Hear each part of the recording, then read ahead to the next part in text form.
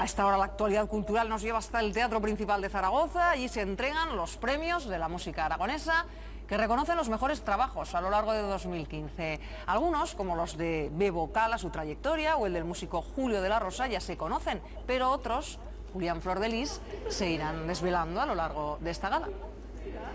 Así es, otro de los nombres que ya se sabían, que no eran ningún secreto antes de llegar hasta esta velada en el Teatro Principal, es el premio al apoyo musical para la asociación El Arrebato. Y como decíais, conforme está transcurriendo la velada se están despejando esas incógnitas de los premios de la música aragonesa. Mejor DJ para Carlos Hollers, también el mejor videoclip para los siempre irreverentes Dada, también mejor disco autoeditado para los Bengala y mejor directo para The Bronson, un galardón que finalmente no se han llevado ni Calavera ni My Expansive Awareness. Eran dos de los nombres propios favoritos en esta gala, cada uno con 4 nominaciones, pero también hay otra lista destacada de artistas con 3 nominaciones como KCO, Amaral o Bunbury.